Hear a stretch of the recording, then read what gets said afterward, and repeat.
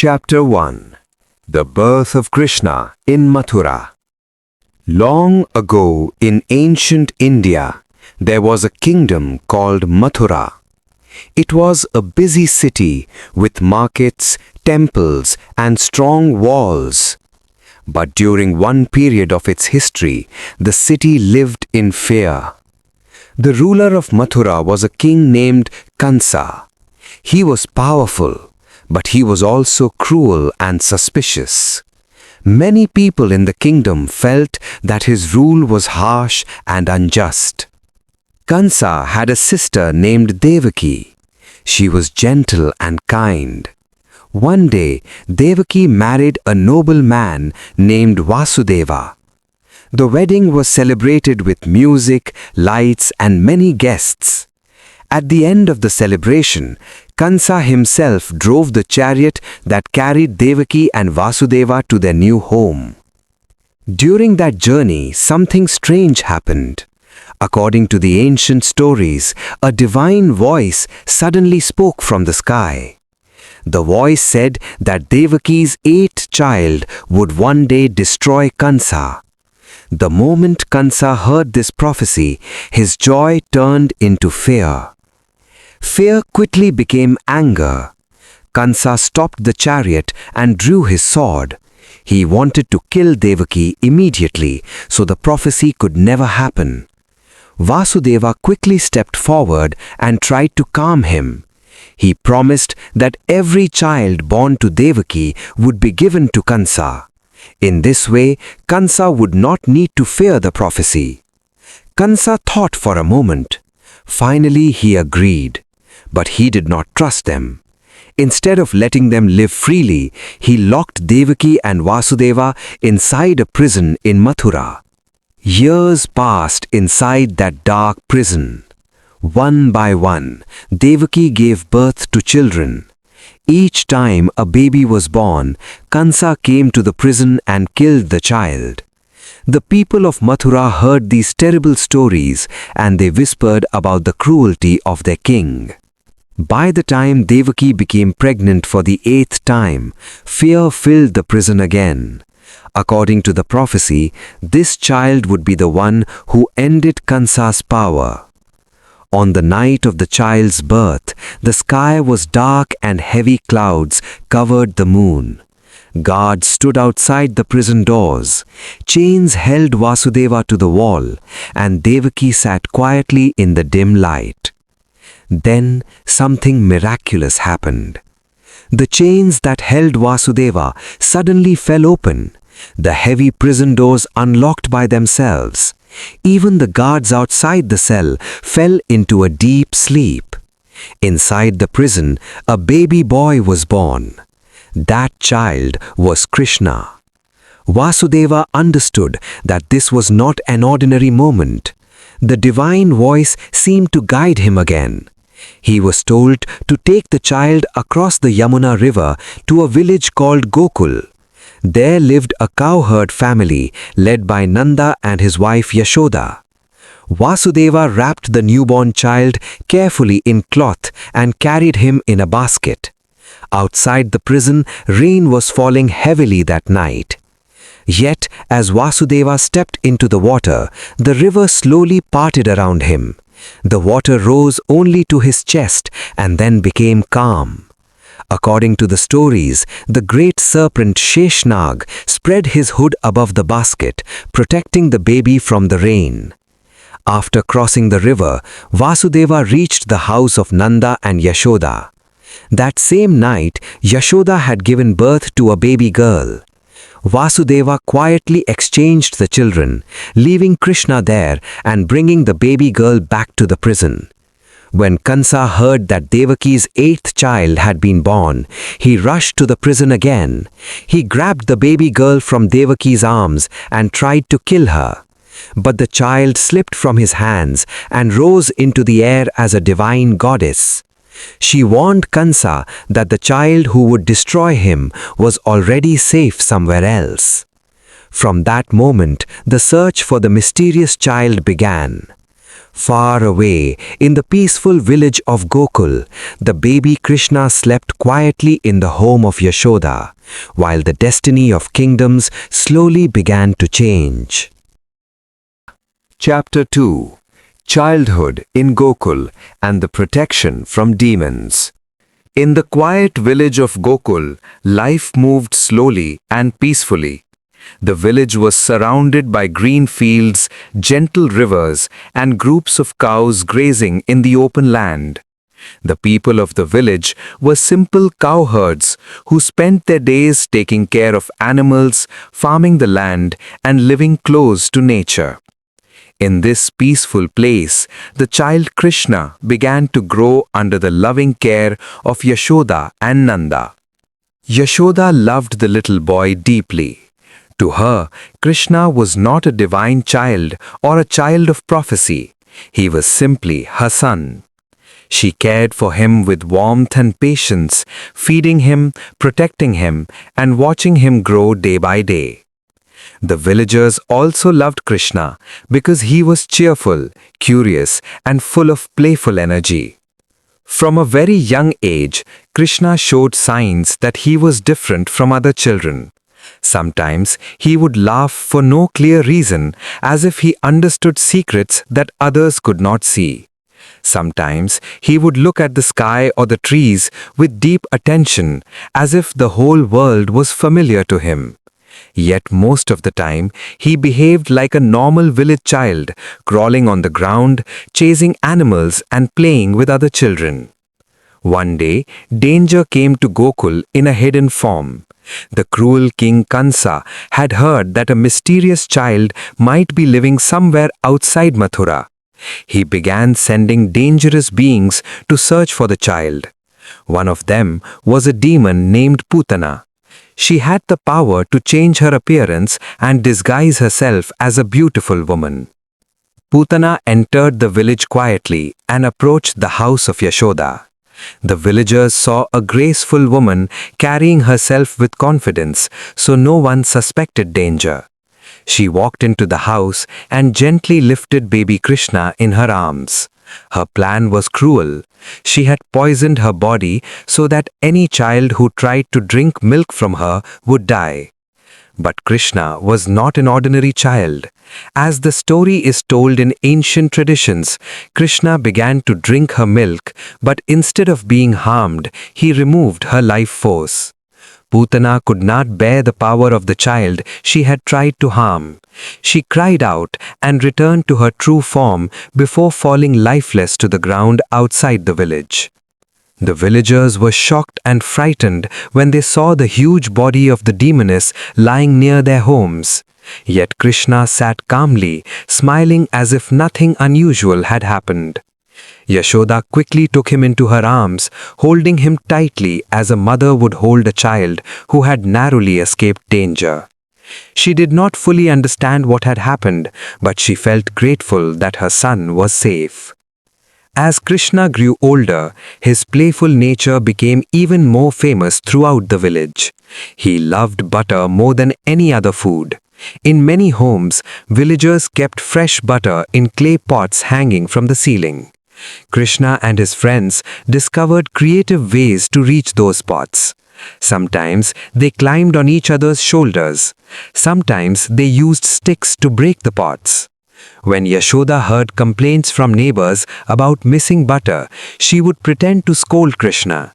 She tried to look serious, but the child's innocent smile often made her laugh instead.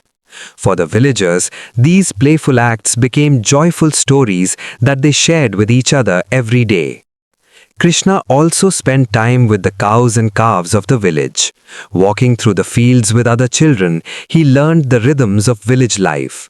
The sound of cowbells, the movement of wind across grass, and the songs of birds became part of his childhood world.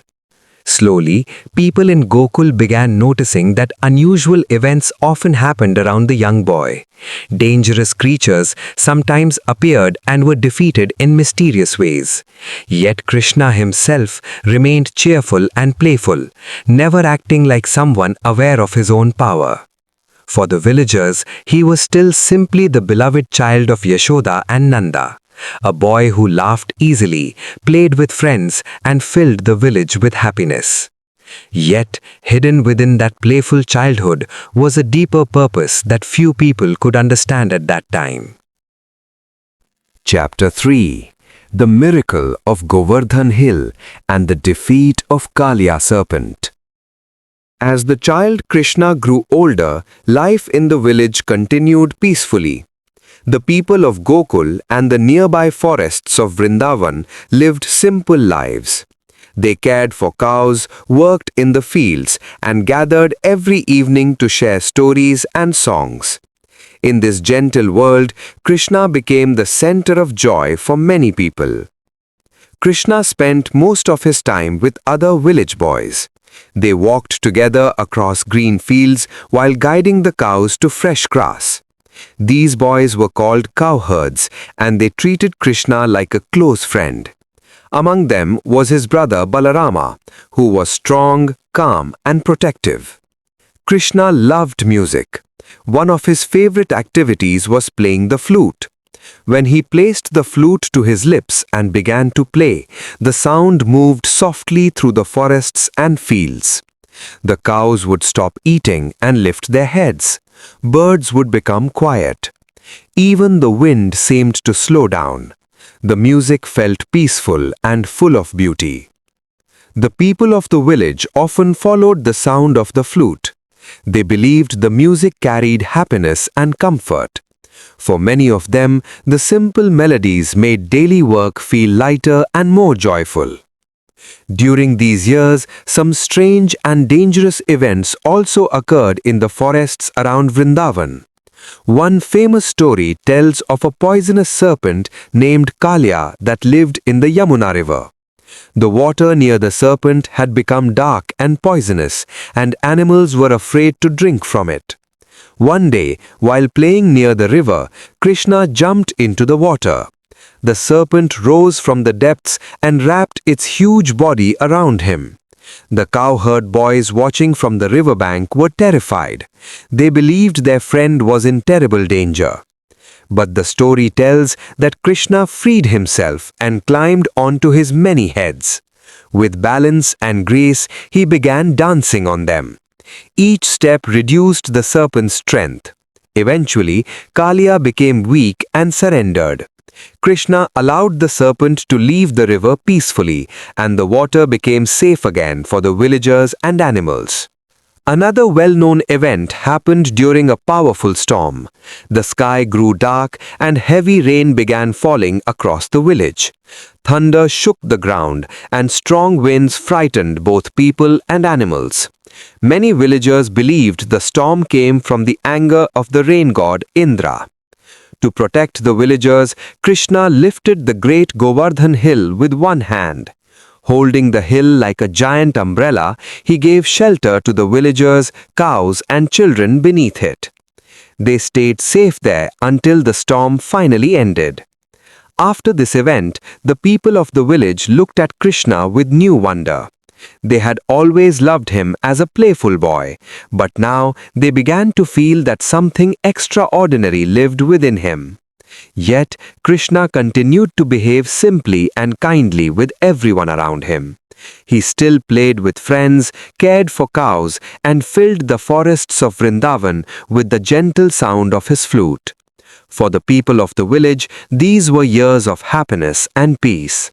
The child who had arrived quietly in the night had grown into a boy whose presence brought courage and joy to everyone around him. Chapter 4. Krishna in Vrindavan and the love of Radha. Among all the people in Vrindavan, one name is always remembered together with Krishna. That name is Radha. Radha was known for her deep love and devotion to Krishna. From a young age, she felt a special connection with him. When Krishna played his flute in the forests of Vrindavan, Radha could always recognize the sound. The music of Krishna's flute was soft and magical. The sound moved through the trees, across the river, and into the hearts of everyone who heard it. But for Radha, the music felt personal. It felt like a call that only she truly understood. Radha and Krishna often met in the forests and fields near the Yamuna river. They talked, laughed, and shared peaceful moments with the cowherd friends and the gopis of the village. These meetings later became famous in devotional stories known as the Ras Leela. In many traditions, Radha represents pure devotion. Her love for Krishna was not about possession or power, it was about complete trust and spiritual connection. Because of this, the names of Radha and Krishna are rarely spoken separately. Devotees often say Radha Krishna, remembering them together as a symbol of divine love and harmony. Chapter 5. The day Krishna left Vrindavan. As the years passed, Krishna was no longer a small child. He had grown into a strong and confident young boy. Life in Vrindavan was still peaceful, and the villagers continued their simple routines of caring for cows and working in the fields. Yet beyond the forests and rivers, events were changing in the kingdom of Mathura. The king Kansa had never forgotten the prophecy that frightened him many years earlier.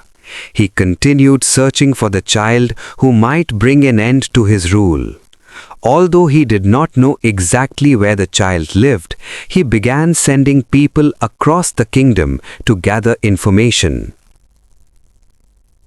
One day, a trusted messenger of Kansa named Akrura arrived in Vrindavan. Akrura was not cruel like the king he served. In fact, he respected and admired Krishna deeply. When he reached the village, he greeted Nanda and the other elders with kindness and respect. Akrura explained that the king had organized a grand festival in Mathura. There would be wrestling competitions, celebrations, and public gatherings. He invited Krishna and his brother Balarama to attend the event. When the villagers heard this invitation, they felt both curiosity and worry. The city of Mathura was very different from the quiet life of Vrindavan. It was crowded, political, and filled with the presence of the royal court. Krishna understood that the invitation carried deeper meaning. The time had come for him to leave the simple life of the village and face the world beyond it. The farewell was emotional for many people in Vrindavan. Yashoda held Krishna tightly as mothers do when they fear separation. She had raised him with love and care from infancy, and the thought of him leaving the village filled her heart with both pride and sadness. The cowherd boys who had spent years playing in the fields with Krishna also felt the weight of the moment. Their friend who had laughed with them, played music and shared simple village adventures was now preparing for a journey that none of them fully understood. Krishna and Balarama climbed into the chariot with Akrura and began traveling toward Mathura. As the wheels moved forward, the peaceful forests and fields of Vrindavan slowly disappeared behind them. During the journey, Akrura felt deep respect for the young brothers. He understood that their presence carried a purpose greater than ordinary life. Yet, Krishna remained calm and thoughtful, looking ahead without fear. As the chariot finally approached the city of Mathura, the atmosphere changed immediately. The streets were busy with merchants, soldiers and travelers. Tall buildings and palace walls replaced the open fields of Vrindavan. For Krishna, this moment marked the end of his peaceful childhood in the village and the beginning of a new chapter in a much larger world. Chapter 6. The Fall of King Kansa. When Krishna and his brother entered the city of Mathura, the people of the city quickly noticed them. The two young men walked through the busy streets with calm confidence.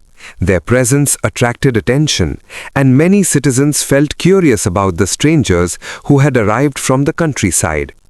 The city itself was very different from the peaceful forests of Vrindavan. Markets were crowded, merchants called out to customers, and soldiers guarded the royal palace. Above all, the shadow of the king Kansa was felt everywhere. Many citizens respected his power, but many others quietly feared him. During the festival arranged by the king, a large arena was prepared for wrestling matches and public displays of strength. People from across the city gathered to watch the event. The king sat high above the arena, surrounded by guards and royal advisors. Before the wrestling matches began, a huge ceremonial bow was displayed as part of the celebration. It was large and heavy, and few people believed anyone could even lift it. When Krishna approached the bow, he lifted it easily and broke it with a powerful movement. The loud sound of the bow breaking echoed across the arena and surprised everyone present. Soon after, the wrestling matches began. Two famous royal wrestlers named Chanura and Mushtika stepped forward to challenge the brothers. The wrestlers were strong and experienced fighters who had defeated many opponents before. The crowd watched closely as the matches began. Balarama faced Mushtika while Krishna faced Chanura. The contests were intense, but the brothers remained calm and focused. After a fierce struggle, both wrestlers were defeated. The arena filled with excitement as the spectators realized that the young men from Vrindavan possessed extraordinary strength. High above the arena, King Kansa watched the scene with growing fear and anger. The prophecy that had troubled him for many years suddenly felt real. Krishna then moved toward the royal platform where the king sat. The guards attempted to stop him, but none could stand in his way. In the presence of the entire arena, Krishna confronted Kansa directly. According to the ancient stories, Krishna pulled the king from his throne and ended his cruel rule. The people of Mathura watched in silence as the long period of fear under Kansa finally came to an end. After the fall of Kansa, the atmosphere in the city changed immediately. Citizens who had lived under years of oppression began to feel relief and hope again. Krishna then freed his parents Devaki and Vasudeva from prison. For the first time in many years, the family was reunited. The people of Mathura now saw Krishna not only as a brave young man, but someone who had restored justice to their city. Yet, Krishna remained calm and humble. Even after such a powerful moment, he did not behave like a conqueror. Instead, he focused on restoring peace and stability to the kingdom. Chapter 7. Krishna as the King of Dwarka. After the fall of Kansa, the city of Mathura entered a new period of peace. The citizens felt relief because the cruel rule that had controlled their lives for many years had finally ended. In place of fear, people began to hope for stability and justice. After the fall of Kansa, the city of Mathura entered a new period of peace. The citizens felt relief because the cruel rule that had controlled their lives for many years had finally ended. In place of fear, people began to hope for stability and justice. Krishna did not take the throne for himself. Instead, he helped restore the rightful ruler, Ugrasena, who had been removed from power by Kansa earlier. By placing Ugrasena back on the throne, Krishna showed that his purpose was not personal power, but the restoration of fairness and order. During this time, Krishna and his brother Balarama began learning many skills needed for leadership. They studied philosophy, politics, and the duties of protecting a kingdom. Wise teachers guided them, and they learned how rulers must balance strength with compassion. Krishna also spent time meeting the people of the kingdom. He listened to farmers, merchants, soldiers, and travelers. By understanding the lives of ordinary citizens, he learned how decisions in the palace affected people across the land. However, the kingdom of Mathura did not remain peaceful for long. Kansa had powerful allies who were angry about his defeat. One of the most dangerous was a strong king named Jarasandha. Jarasandha commanded a large army and wanted revenge for the fall of Kansa. Several times, Jarasandha attacked the region with powerful forces. These battles created danger for the people living around Mathura. Krishna realized that protecting the citizens required careful planning rather than endless war. To protect the people from repeated invasions, Krishna guided the creation of a new city called Dwarka. The city was built near the sea and designed to be strong and secure. Its walls and location made it difficult for enemies to attack. Many families moved from Mathura to Dwarka to begin a safer life. The new city soon became a center of trade, culture, and learning. Ships arrived from distant regions, and travelers brought news from other kingdoms. In Dwarka, Krishna became known not only as a warrior, but also as a wise leader and guide. He helped settle disputes, advised rulers from other lands, and encouraged cooperation between different kingdoms. People respected Krishna because he combined intelligence with kindness. He could be strong when facing danger, but he also valued peace and understanding. Through these actions, Krishna showed that true leadership is not only about strength in battle, it is also about protecting people, building stability, and guiding society toward harmony. Chapter 8. The Kurukshetra War. As the years passed, Krishna became widely respected across many kingdoms. Kings, warriors, and wise teachers often came to him for advice. They trusted his understanding of human nature and his ability to guide difficult decisions. During this time, Krishna formed a close relationship with a royal family known as the Pandavas. The Pandavas were 5 brothers who were known for their courage, loyalty, and strong sense of justice. Their names were Yudhishthir, Bhim, Arjun, Nakul, and Sahadev. Among the 5 brothers, Krishna developed a particularly strong friendship with Arjun. Arjun was a skilled warrior who practiced archery with great dedication. He respected Krishna deeply and trusted his wisdom. The Pandavas faced many challenges in their lives. Their cousins, known as the Kauravas, competed with them for control of the kingdom. Tension between the two families grew slowly over time. Disagreements about land, power, and fairness created deep conflict. Krishna often tried to encourage peace between the two sides. He believed that war should always be the last choice, because battles bring suffering to many people beyond the battlefield. Despite attempts to solve the conflict through discussion, the situation became more serious. Many kingdoms across the region began choosing sides, preparing for a great confrontation. When preparations for war began, Arjun asked Krishna to stand beside him. Krishna agreed to support him, but he made a clear choice. Instead of fighting with weapons, he would serve as Arjuna's charioteer and guide during the coming conflict. A charioteer's role was important in ancient warfare. The charioteer guided the horses, controlled movement on the battlefield, and helped the warrior remain focused during battle. By choosing this role, Krishna showed that guidance and wisdom can be as powerful as weapons.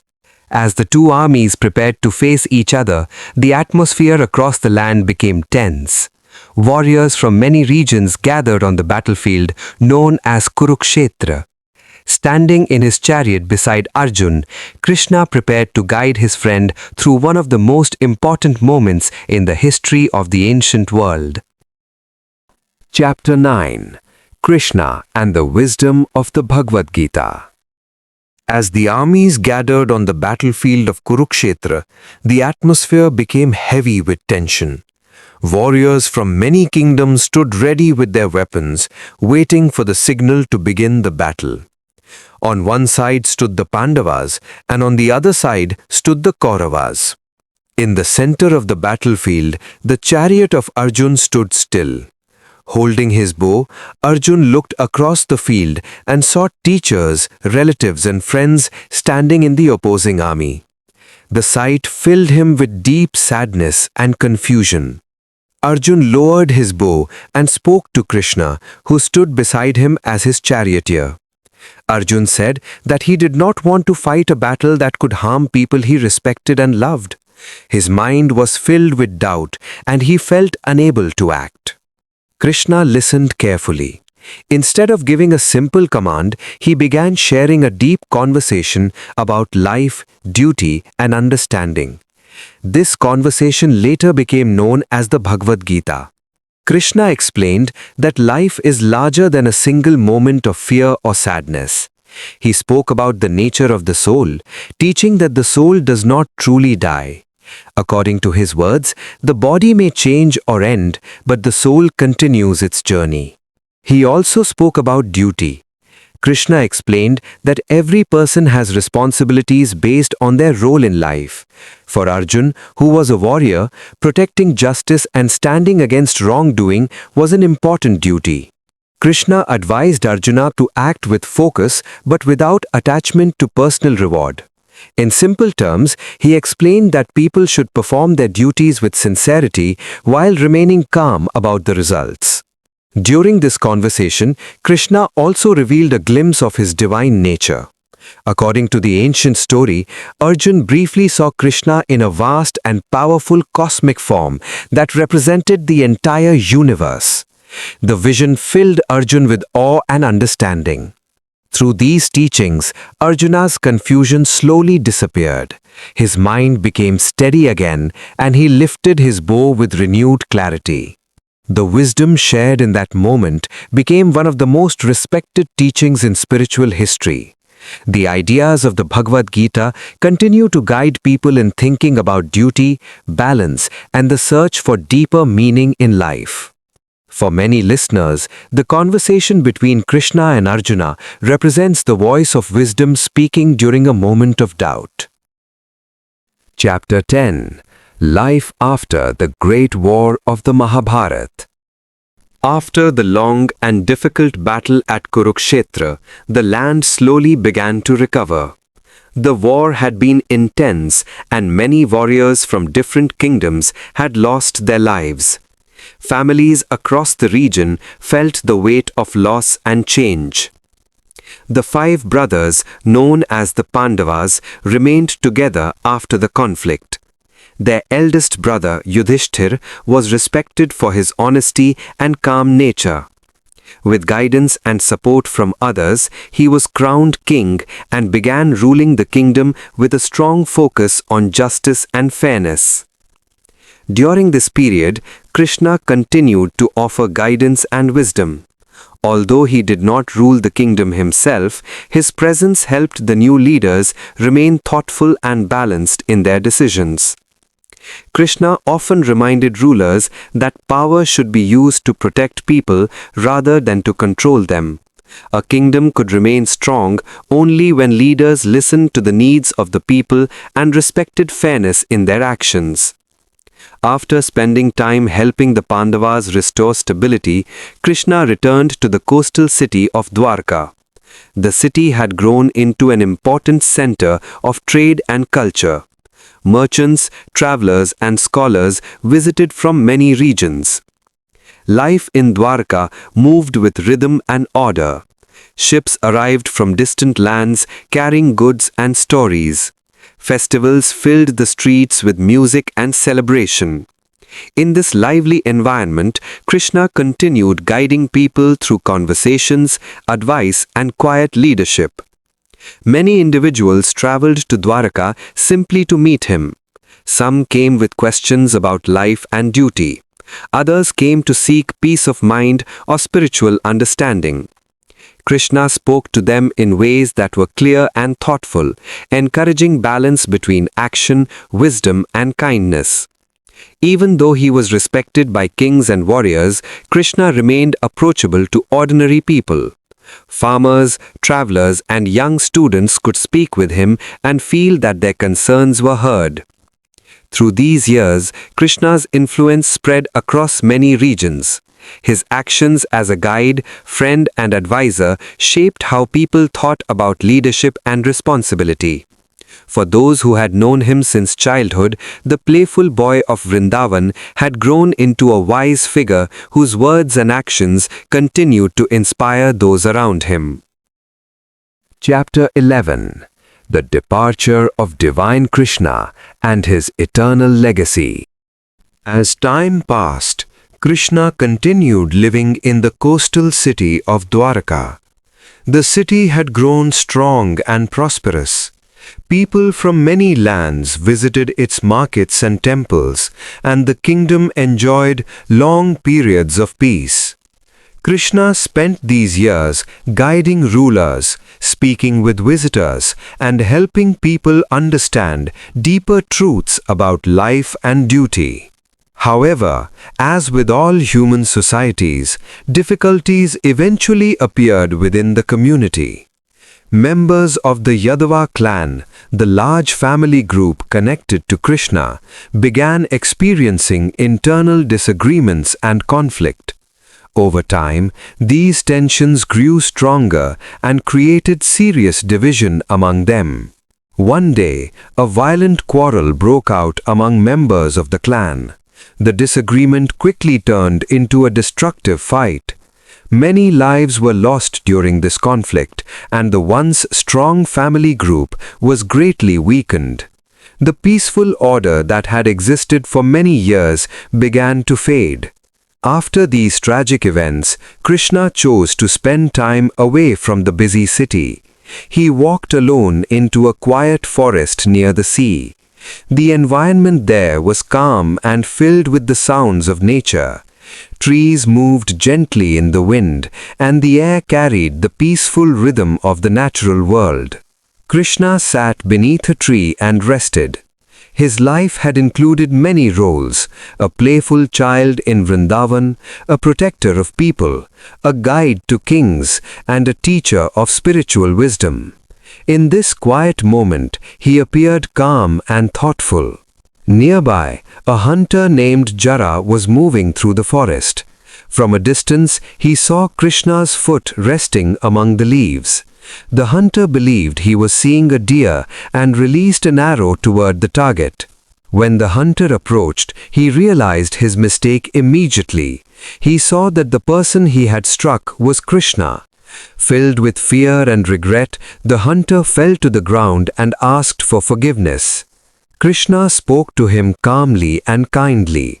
He assured the hunter that the event was part of the natural course of life and that no anger remained in his heart. The hunter's mistake was forgiven, and the moment remained peaceful rather than tragic. According to ancient traditions, Krishna then left his physical body and returned to the divine realm. His departure marked the end of an important era in the ancient stories of India. Even after his departure, the teachings associated with Krishna continued to guide people across generations. The ideas expressed in the Bhagavad Gita became one of the most respected spiritual texts in the world. Its lessons about duty, balance, and inner understanding continue to influence philosophy and spiritual thought. For many people, Krishna represents more than a historical or mythological figure. He represents wisdom, compassion, courage, and the belief that life should be lived with purpose and understanding. From the quiet village of Vrindavan to the royal courts of great kingdoms, the story of Krishna continues to inspire millions of people who search for meaning, harmony, and guidance in their lives.